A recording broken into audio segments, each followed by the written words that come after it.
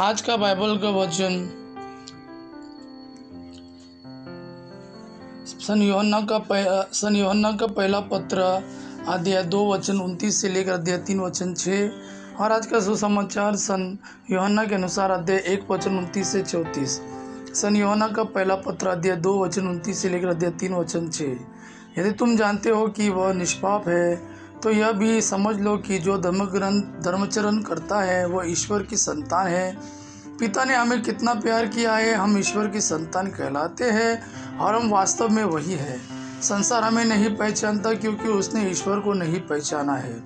प्यारे भाइयों, हम तो ईश्वर की संतान बन गए हैं, किंतु यह अब तक प्रकट नहीं हुआ कि हम क्या बन जाएंगे।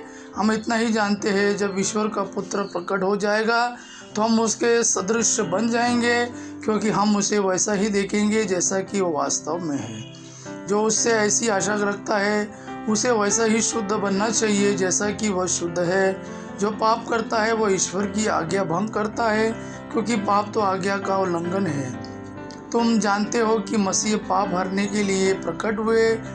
उनमें कोई पाप नहीं है। जो उनमें निवास करता है वह पाप नहीं करता। जो पाप करता है वो उसने उन्हें देखा नहीं और वह उन्हें नहीं जानता।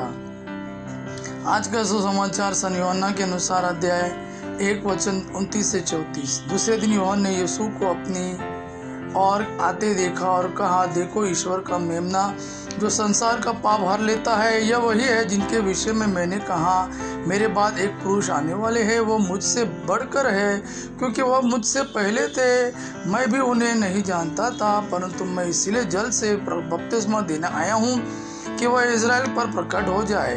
फिर यूहन्ना ने यह साक्ष्य दिया, मैंने पवित्र आत्मा को कपोत के रूप में स्वर्ग से उतरते और उन पर ठहरते देखा। मैं भी उन्हें नहीं जानता था, परंतु जिसने मुझे जल से बपतिस्मा देने भेजा उसने मुझसे कहा था, तुम जिन पर पवित्र आत्मा को उतरते और ठहरते देखोगे वही पवित्र आत्मा से बपतिस्मा देते हैं। मैंने देखा और साक्ष्य दिया कि वह ईश्वर के पुत्र है। यह प्रभु का वाणी है। प्रभु का धन्यवाद। आपा पिता की महिमा और पुत्र यीशु का प्रेम आप पर सदा सर्वदा बना रहे। आमीन।